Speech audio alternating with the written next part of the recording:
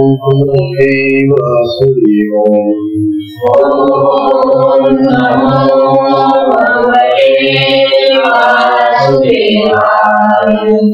ओम नमो भगवते वासुदेवाय। ओम नमो भगवते वासुदेवाय। ओम नमो भगवते वासुदेवाय। श्री रघुनाथ महाराज की जय। अवधूत चिंतन श्री गुरुदेव दत्त। परम पूज्य श्री सद्गुरु स्वामी योगीन्द्र महाराज की जय।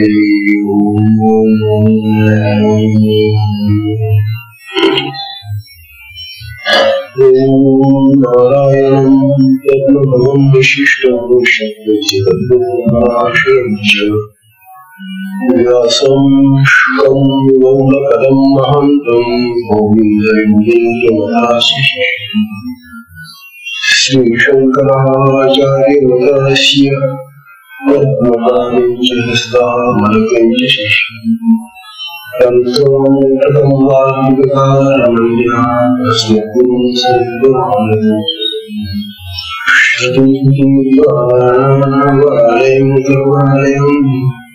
नमामि भगवत्पादं शङ्करं लोकशरणं।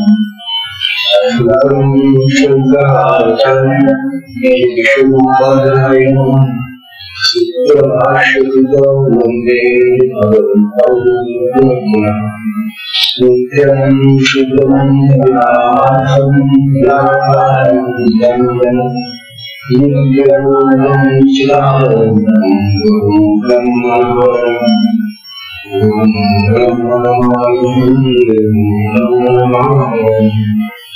ईश्वरो गुरुरामेति मुक्तिवेदविभागे व्याप्तदेहाय दक्षिणामूर्तये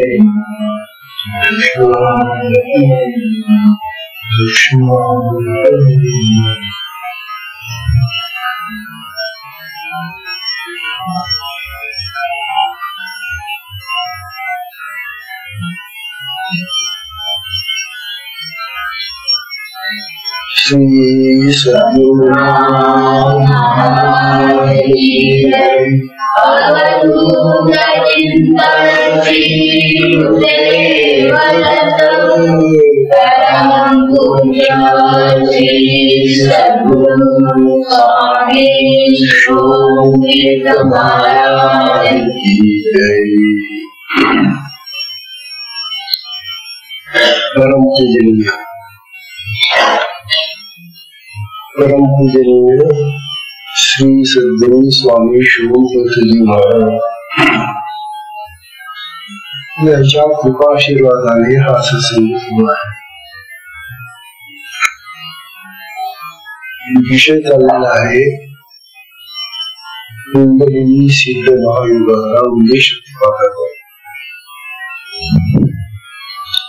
आतापर्यंत आपण शक्तिपाताच्या या विषयावर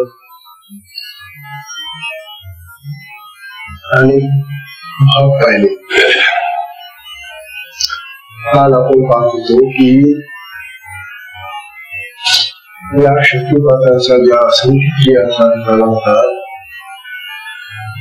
त्या दोन प्रकारे होत असतात। त्या अनेक आहेत आणि त्यांची प्रकारही आहे, तथापि त्या दोन आधारांवर होता। एक आधार आहे संस्कारांचा आणि दुसरा आधार आहे तत्वाचा।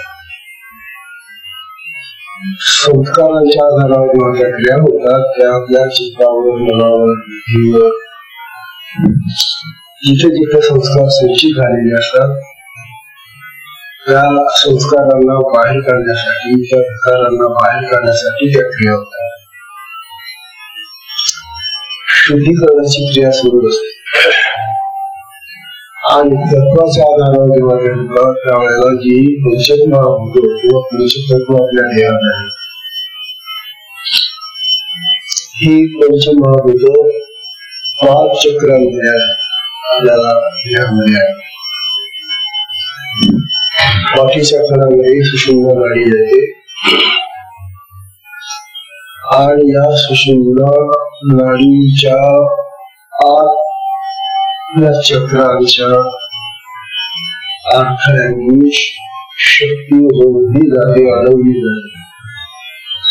तिला सुषुम्ना म्हणून वर जायचं असतं, मूलाधारामधून होते आणि ती जशी वर जायला लागते तसे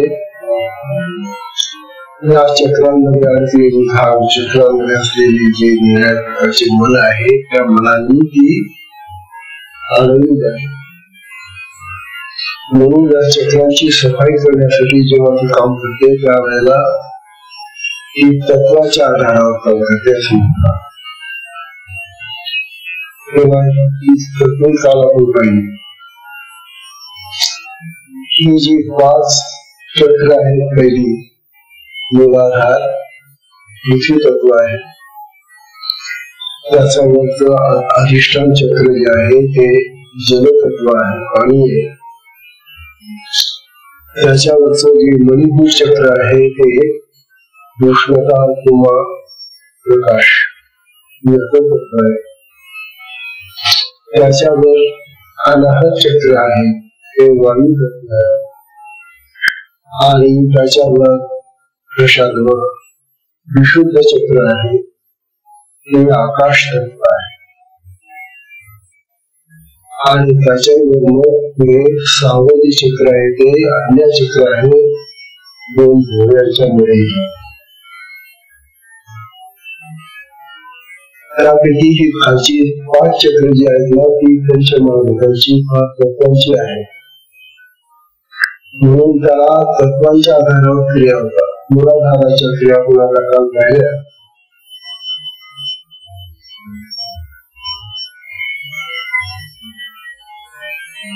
शास्त्र आपल्याला असं सांगतं की ज्या साधकाला शक्तिपात दीक्षा झाली की मग त्याच्या प्राणाची गती बदलते. सगळे आपण प्राण वायू नाकातून घेऊन फुफ्फुसांकडे पाहण्याची ही नेहमीची आपली पद्धत आहे शिवायची.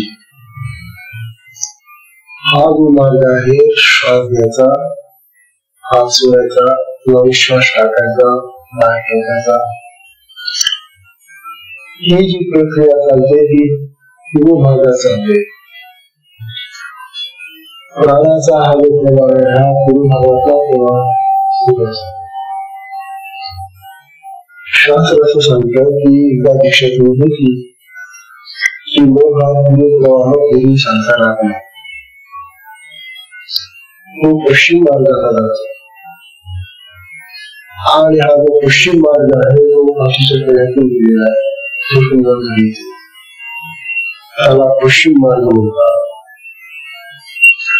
म्हणून शास्त्र असं सांगतं की दीक्षा झाल्यानंतर त्या साधकाची प्राणाची गती बदलते म्हणजे तो पश्चिम मार्गाला जातो आणि पश्चिम मार्गाला गेल्यानंतर पहिलंच चक्र ज्या ठिकाणी आहे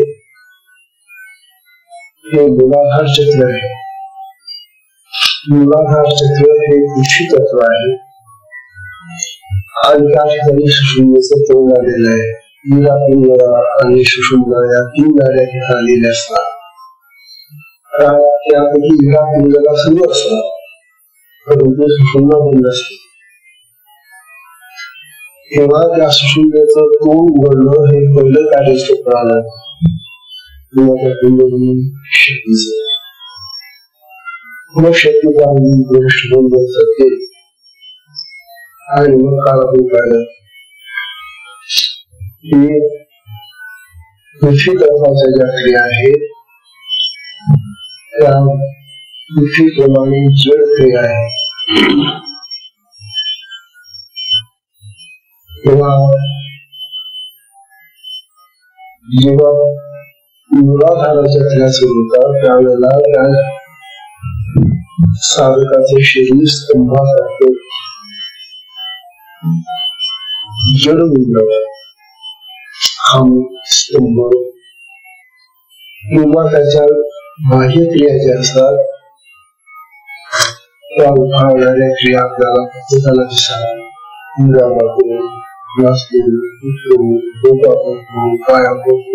नाना प्रकारच्या क्रिया त्या सगळ्या मूलाधाराच्या क्रिया आहेत आणि मूलाधार चक्र शुद्ध केल्यानंतर मग शक्ती पुढच्या चक्रात जाते अधिष्ठानावर. अधिष्ठानावर गेल्यानंतर त्या ठिकाणी जलतत्व आहे. पृथ्वी तत्वापेक्षा जलतत्व खरं पातळ असल्यामुळे त्या ठिकाणच्या क्रिया थोड्याशा पतल्या झालेल्या आहेत, पातळ झालेल्या आहेत. जलतत्वामध्ये जेव्हा क्रिया होते त्यावेळेला त्या साधकाला अश्रुपात होतो. डोळ्यातून अश्रू येत असतात, रडत असतो. तेव्हा आपल्याला गडबडून भाव होतो, मुला गच्च उलट होतो. अशा ह्या जलतत्वाच्या क्रिया त्याला अधिष्ठान चक्रात होतात.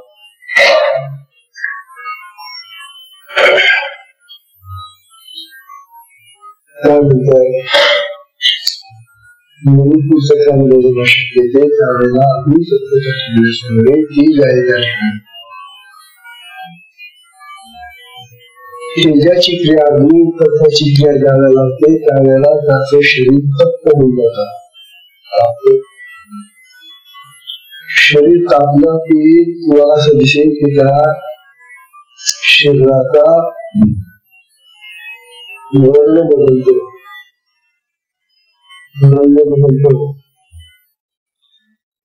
ज्या साधकाला या मणिपूर चक्राच्या क्रिया होत असतात त्यावेळेला त्याचं शरीर अगदी तप्त झालेलं असतं. तेव्हा शरीराचा रंग बदलणं, वैभव स्थिती बदलणं अशा प्रकारच्या क्रिया करते.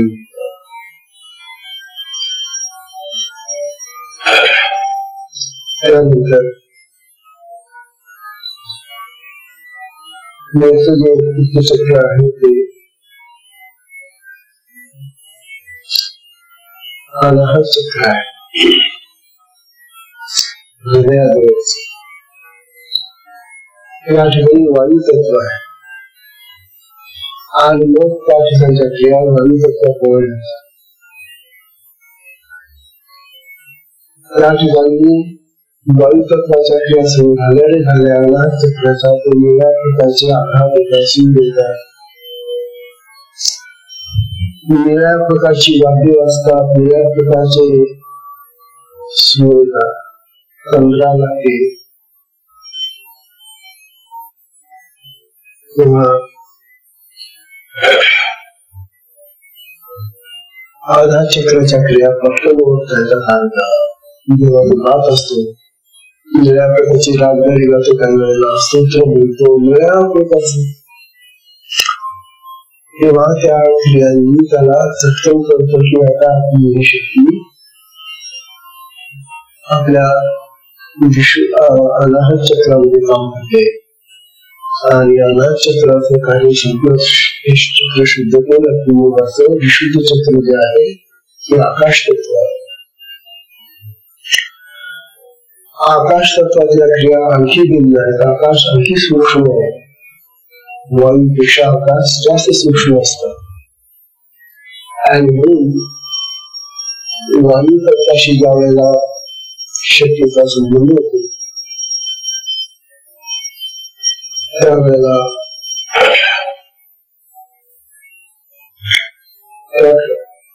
त्या क्रिया ज्या पूर्वी दिसत होता त्या आकार बंद होता आणि आकाश तत्वामध्ये मग क्रियांचा दोन्ही प्रकार आहे ते फार भिन्न आहे.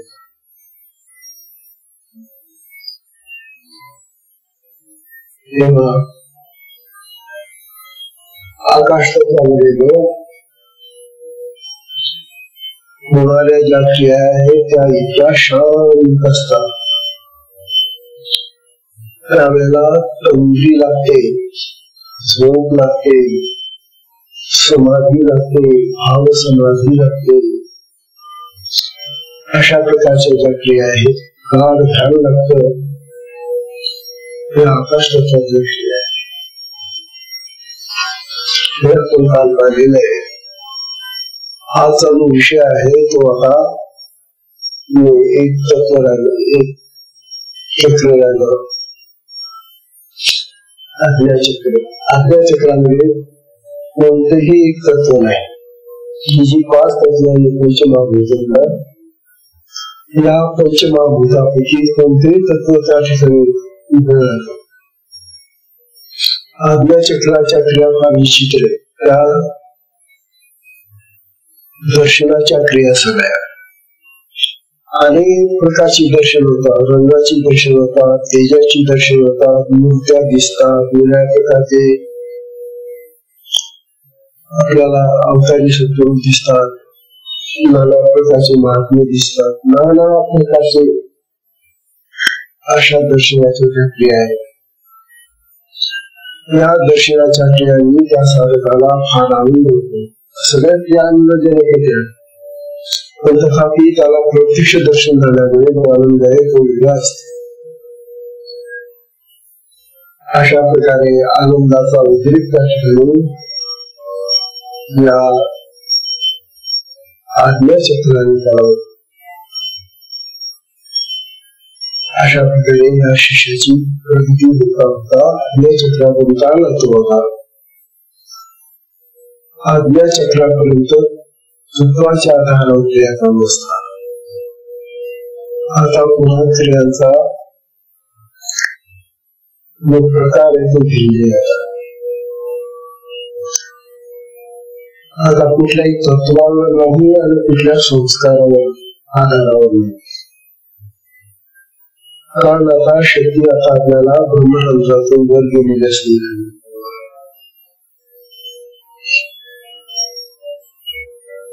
तुम्हाला कालही सांगतो की त्या केलेला आहे.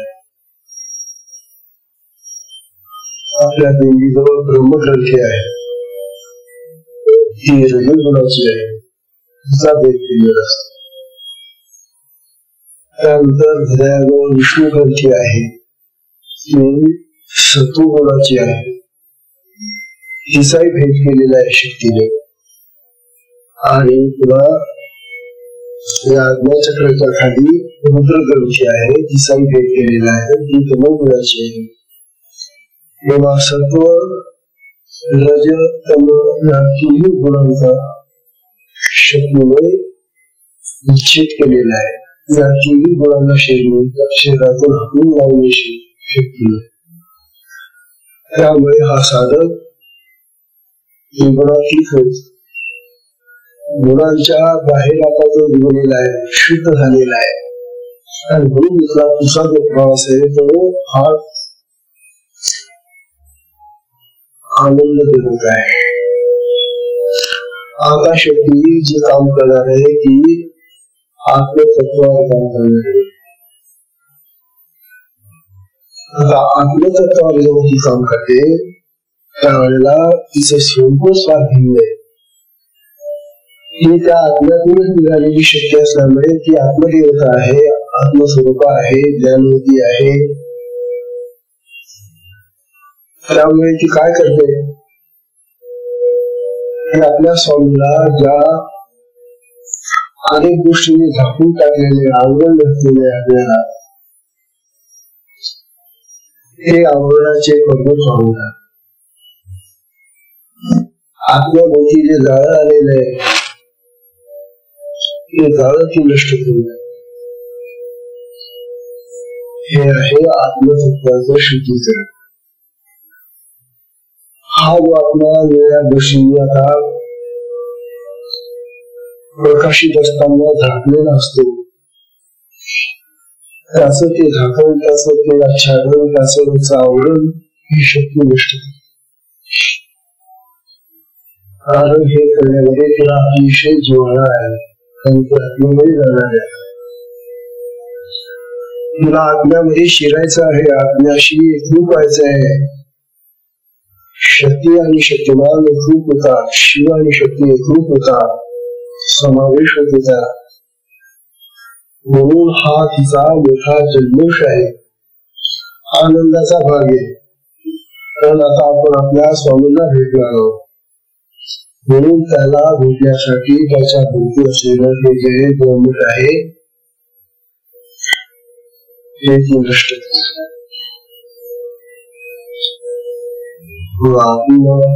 आत्म्याचेही शुद्धीकरण शास्त्र.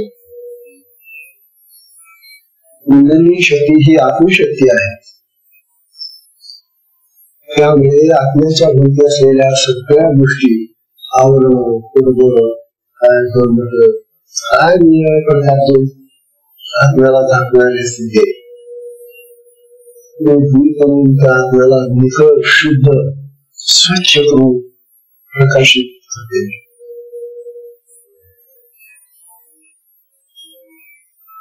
हीच खरोखर आपल्या जीवनामधली महत्वाची उपलब्धी आहे.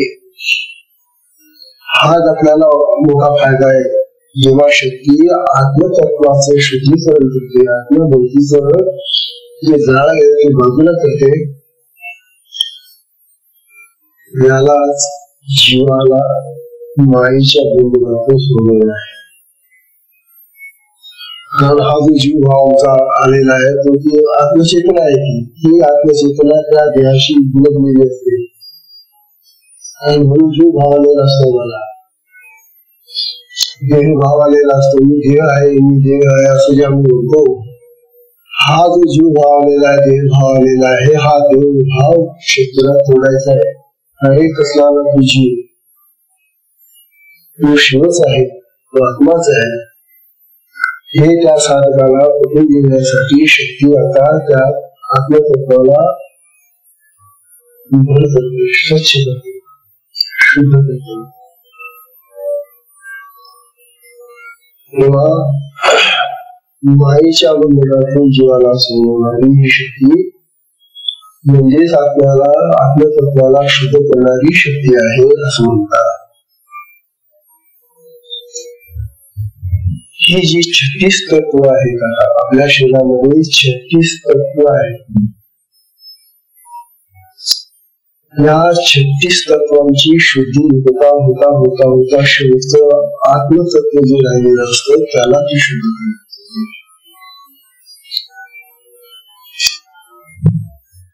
पहिलं तत्व निवृत्तीपासून सुरू होतं. त्या निवृत्ती तत्वापासून तर रुद्र तत्वापर्यंत अनेक तत्वांची शुद्धी होते. नंतर ब्रह्मांड तत्वापासून तर तुझ्या प्रतिष्ठा तत्वापर्यंत ती शुद्धी करतात. अर्थात हे तत्व शास्त्रकारांनी त्याला विविध प्रकारची नावं दिलेली की आता आपल्याला काही दाखवता येणार नाही की आपल्या शरीरामध्ये असतात. आणि मग पुढे ती विद्या तत्वापासून तर शांती तत्वापर्यंत ती जाते आणि पुढे मग आपले तत्व. शांती तत्वानंतर शांत्या तत्वानंतर पुढे आत्मतत्व असं शास्त्र सांगत आहे. हे एवढ्यासाठी सांगणे आहे की आपल्या देहामध्ये राहणारी ही जी आत्मशक्ती आहे आता साधकाच्या, ती किती कार्य करून राहिली आपल्यासाठी, किती तिचं हे महान कार्य आहे. हे कार्य तिच्या शुद्धीकरणाचं कार्य जरी म्हटलं तर ते काही लहान कार्य नाही. सगळ्या नाड्या शुद्ध करायच्या, देहामधली सगळी इंद्रिय स्वच्छ करायची, सगळा देहाचाही आणि इंद्रियांचाही स्वच्छ करण्याचा काळ सलग होते. ही शक्ती मग तुम्ही सांगा, साधना जर केली नाही तर कशी काय शुद्ध होईल. शक्तीला केवढं कार्य आहे. जेव्हा हे शास्त्र वाचव तेव्हा आपण तर थकवलं होतं की ही शक्ती काय कार्य चाललं देवावर. न गेला कार्य करण्यासाठी तुम्ही साधना तर करा, तुम्ही साधनेला बसाल तरी ती कार्य करेल ना. जर साधनाच केलेली बसलाच नाही तर ती कार्य करेल कशी. आणि मग तिचं जर कार्य अपूर्ण राहिलं तर मग तिची सद्गती जी आहे कशी मिळेल.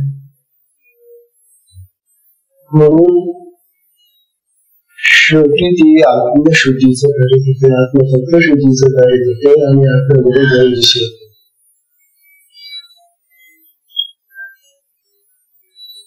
तेव्हा श्लोक असा येतो,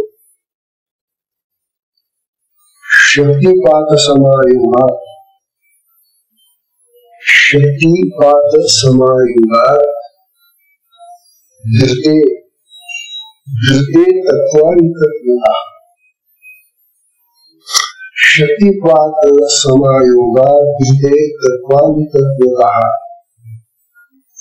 तद्व्याप्ति विशुद्ध ज्ञातुमेव शक्यते. सुंदर वर्णन केले ग्रंथकारांनी. ग्रंथकार असं म्हणतात,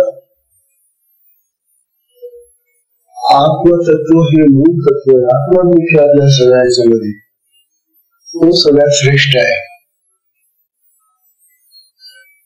सर्व तत्वांची शुद्धी झाल्यानंतर आपल्यापर्यंत तिला यायला खूप कष्ट करावे लागेल.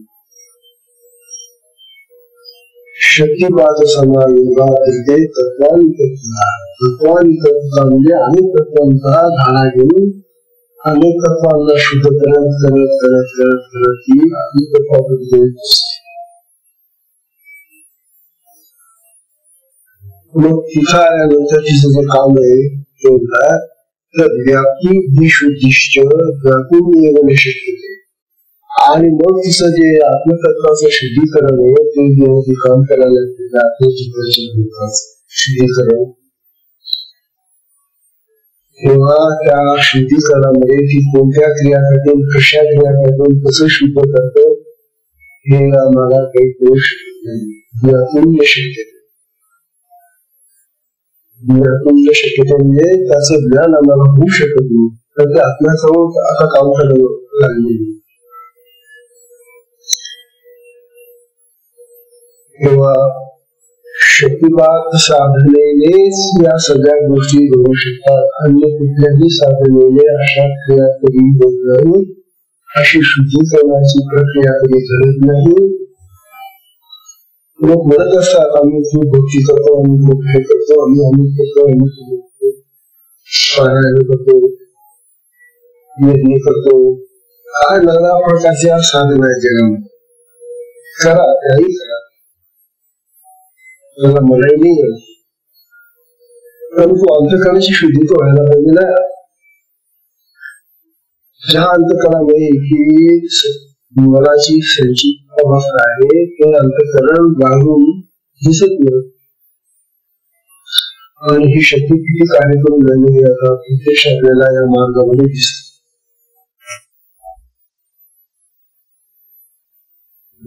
साम्य कैवल्यम योग दर्शनातला योग दर्शनामधून हे सांगितलेले पतंजली दर्शन. पतंजली भगवान पतंजलीने योग दर्शनापासून ग्रंथ लिहिले. आम्ही महाराष्ट्रांची तुम्हाला वारंवार सांगत होतो, विष्णूचे महाराजांनी त्याच्यावर टीका दिली. परंतु ती टीका म्हणजे फार संक्षिप्त होती. श्लोक द्यायचा त्याचा थोडक्यात अर्थ सांगितला की पुढचा श्लोक घ्यायचा आणि ते श्लोक वाचायचो आणि त्याचा अर्थ वगैरे कळून जायचा मला. परंतु त्या श्लोकावरचे जे विवरण आहे, स्पष्टीकरण आहे, ते विष्णू महाराज फारसं देत नसत. तेव्हा आम्ही शेवटी तुम्हाला त्यांना वारंवार म्हणायचे, महाराज हे अतिशय अपूर्व वाटत। अरे बाबा, वो समय उनको तो समय नहीं था जब वो किताब लिख रहे थे, तब तो उनको समय नहीं था, इसीलिए उन्होंने वैसा लिख दिया है जो है ऊपर। स्वतः म्हणायचे की मलाही वाटतं की हे फार अपुरे आहे। महाराज दिले आला, महाराज म्हणाले माझ्या गुरुंनी जे लिहिलेलं आहे त्याच्या पुढे जाऊन मी कसं काय? त्यावेळेला असा भाव होता त्यांचा, जिथं तिथं महाराजांनी ज्या श्लोकांवर काय लिहिलेलं आहे त्याच्या संबंधी आणखी पुढे कसं काय असं पुष्कळ दिवस म्हणत राहिले। शेवटी बाबा तयार झाले ते, आणि त्यांनी पातळलेले चित्रावर ठिकाणी लिहिले, असलेलं मिळते।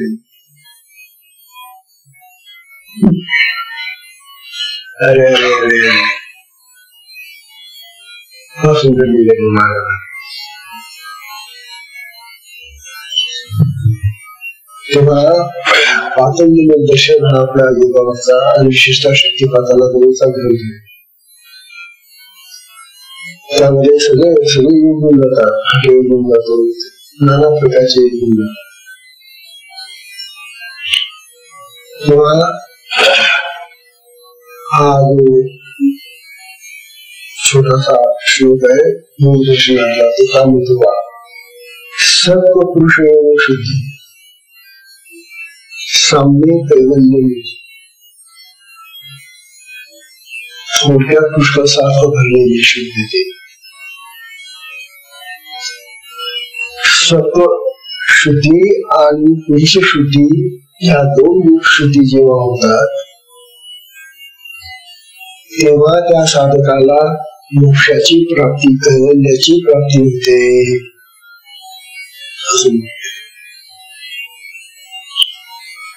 आता आम्हाला काय माहिती सत्यशुद्धी काय होते, पुरुष शुद्धी काय होते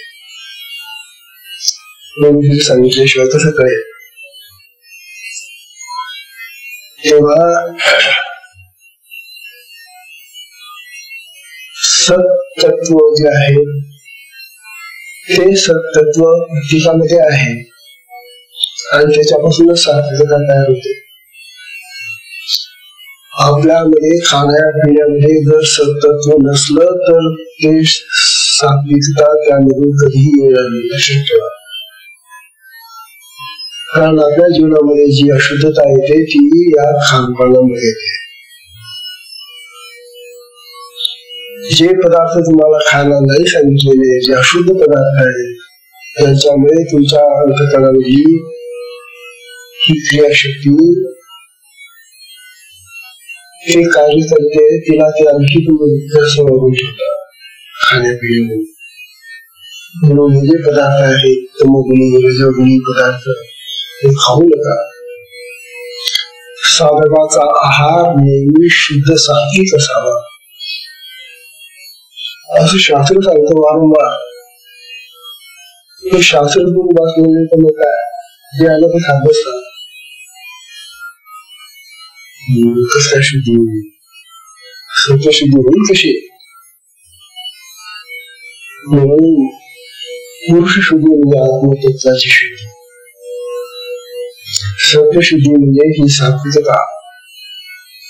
या दोघांचं मिश्रण जेव्हा होतं त्यावेळेला त्या साधकाला कैवल्य प्राप्ती होते, म्हणजे त्याला मोक्ष प्राप्त होतो, त्याला जन्म मरणातून सुटका मिळून जाते, मुक्त होऊन जाते।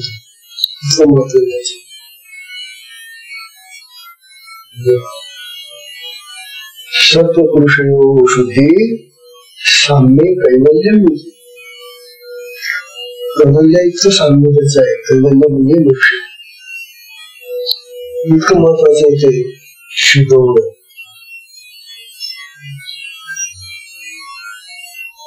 आता भगवान आपल्याला स्वामी आपल्याला दुसऱ्या भागात सांगणारे साधकाला परिपक्वता आणि परिपूर्णता हा महत्वाची शब्दता आहे. साधकाला परिपक्वता म्हणजे जसं एखादं पक्वून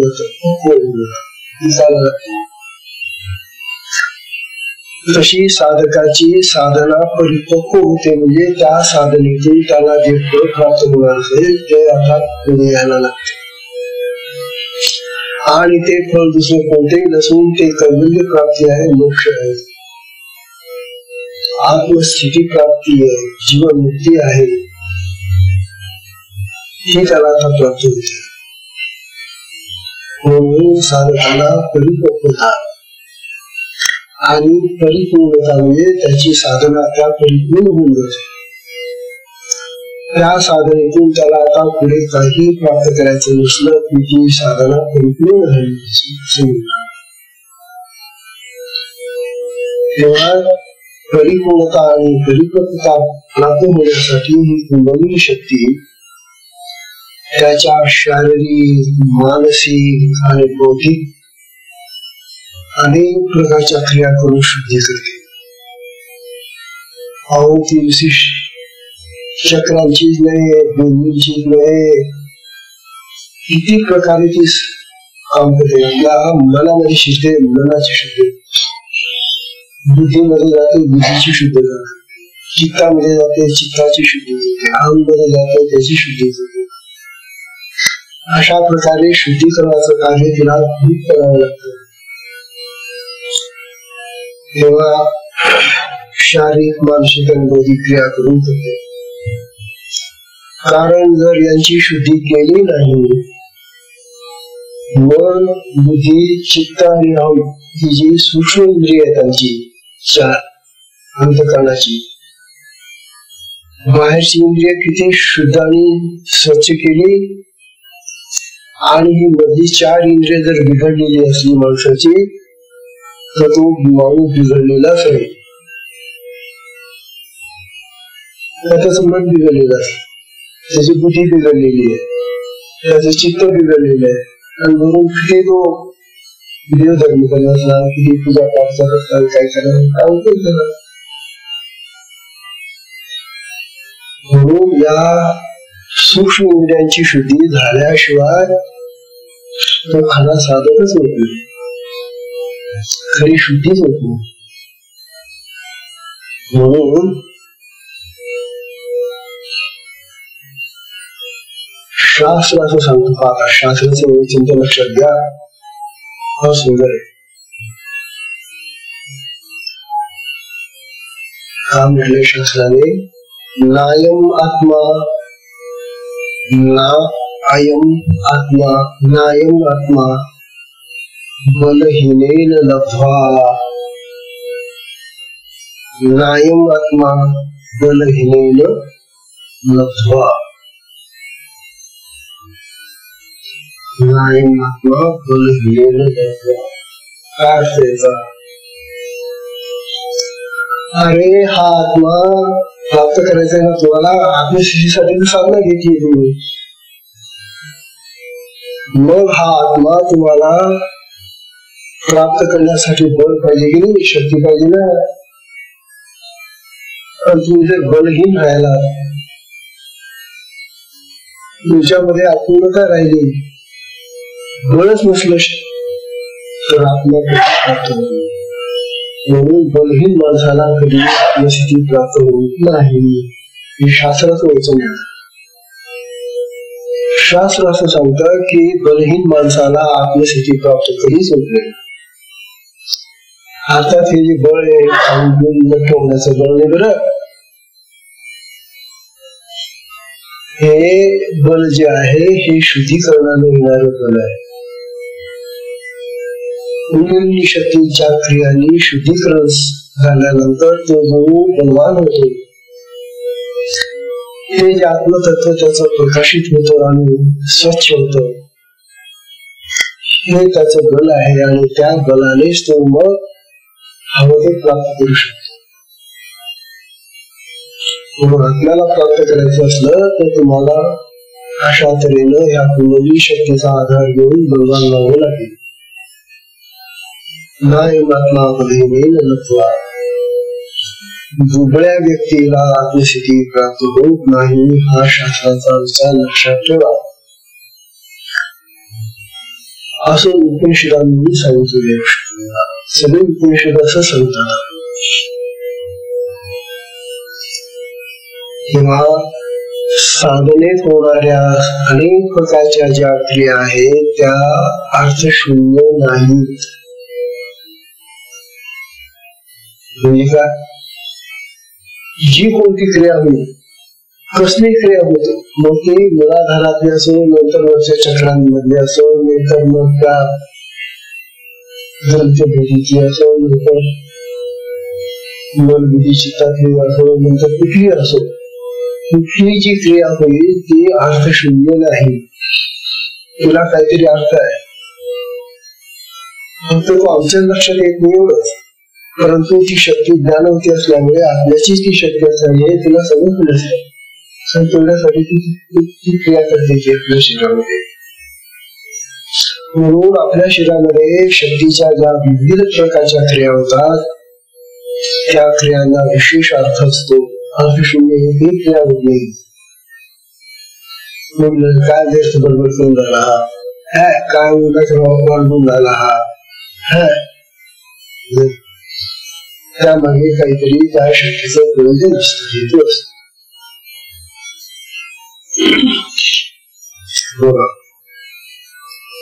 फक्त ती कोणत्या हेतूने कोणत्या गोष्टीसाठी काय करू इच्छिते हे आपल्याला कळत नाही. परंतु तिच्या क्रिया हेतू शून्य नसतात. बघा आता आपण मनुष्य जन्मात आलो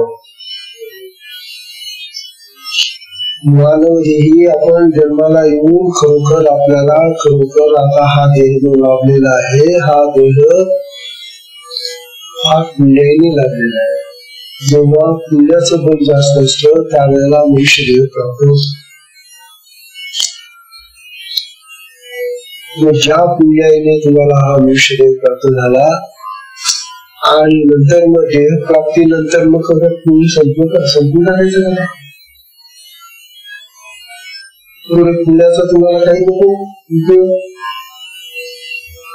म्हणून या देहाने पुण्यच कर्म करत राहिलं पाहिजे असं शास्त्र सांगतं. जर तुम्हाला हा पुण्याने हा देह मिळालेला आहे तर मग या देहाने तुम्ही पुण्याचा वाटा जास्त वाढवा पुण्य जास्त वाढवा हा करू नका असं शास्त्र सांगतं. आणि ते मनुष्य देहामध्ये माणसाला ते सगळं जमणार आहे. इतर प्राण्यांना काय सांगू म्हणून माणसाच्या देहामध्ये आल्यानंतर मनुष्य देहाने पुण्य प्राप्ती करावी पुण्य वाढवावं आणि पुण्य प्राप्तीसाठी मग उपाय जे सांगितलेले असतात ते उपाय करत राहावे. मंत्र यंत्र जप तप पाठ पारायण पूजा अर्चा भजन मनन काय जे प्रकार आहेत भगवंताच्या सेवेचे त्या आत्मदेवाच्या सेवेसाठी जे जे आपल्याला करावं लागतं ते पुण्यप्रद आहे. आणि म्हणून कमीत कमी हे जे इतके प्रकार सांगितलं एक तरी उचल यातले एक तरी संशय आणि काय करतो या संसाराच्या आघाड्यामध्ये सगळं दिसून जात. मंत्र म्हणत नाही यंत्र पूजत नाही पाठ म्हणत नाही काही म्हणत नाही काहीच करत नाही कोणाचे कोणे राहतो. अरे अरे अरे आणि मनुष्य देह मिळालेला आहे ज्यामुळे तो मिळालेला आहे त्याच स्मरण ठेवून निदान काही एक तरी उचल.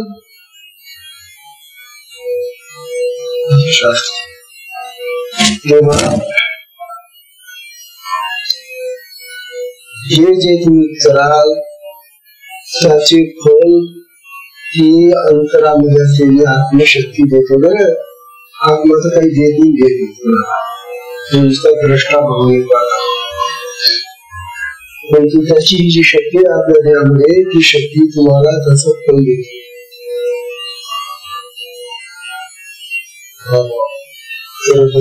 छान आहे नाही कराल तर मग म्हणून बसल्याकडे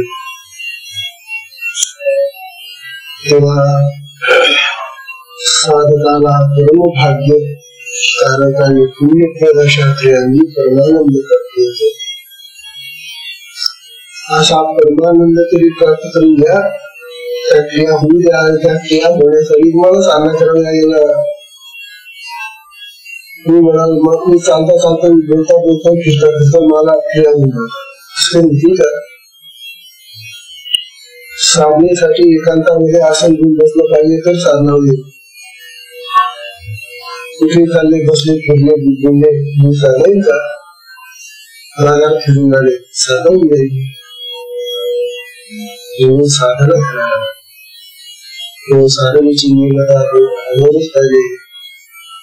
साधनेशिवाय क्रिया नाही. काही क्रियांशिवाय परमानंद नाही. असा हा आपल्या साधनेचा प्रकार आहे. तरी हा आनंद सगळ्यांनी मिळवावा आणि आपली साधना उन्नत होत राहावी. दुसरा विषय फारच सुंदर आहे. तुम्हाला लागून दाखवत असं नाही. तुम्ही म्हणाले तुम्हाला प्रवचन चालू ठेवण्यासाठी तुम्हाला मला काहीतरी दाखवता. मला काय करायचंय तुम्ही यांना काही बसा ना घरी. काय तुमची महत्वाची काम असेल तर बसा घरी. हे सांगू का दीक्षा केव्हा घ्या असा विषय आला. आता आपण आपली दीक्षा झालेली आहे परंतु आपल्या घरामध्ये असलेल्या माणसांना कशी दीक्षा द्यायला हवी याच्याबद्दलचा विचार आहे का पुढे. ज्यांची दीक्षा झालेली आहे त्यांचं तर काही प्रश्न नाही. त्यांची नाही दिली आता दीक्षा.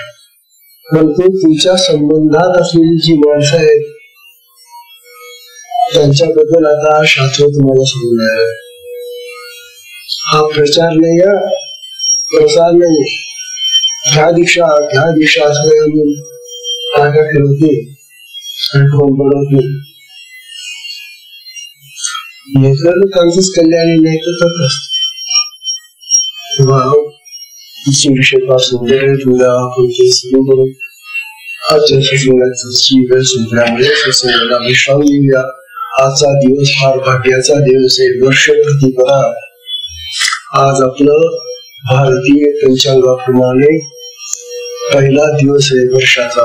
नवं वर्ष सुरू झालं आपलं पण आम्ही सगळं विसरून गेलो. त्या इंग्रजांच्या कॅलेंडर प्रमाणेच आम्ही सगळी गणना करतो आणि त्यांचा जानेवारी महिना आला की उदो करतो आणि आपला जानेवारी महिना हा जो सुरू झाला तर चैत्र इथं काही सगळे चित्तात एक दिवस परंपरे फोन घेतो आणि ती पूर्वी वाहून घेतो आणि तिची पीडा करून की झालं. अरे पण कशासाठी उकारली ती जरी काय तिचा अर्थ काय माहितीये का. ही जी बडी उभारतो आम्ही त्या बडीचा अर्थ काय तुम्ही त्या पाहू. त्याच्यामध्ये पुष्कळ तेव्हा आजच्या सत्संगाला विश्राम देऊया. हरिओम.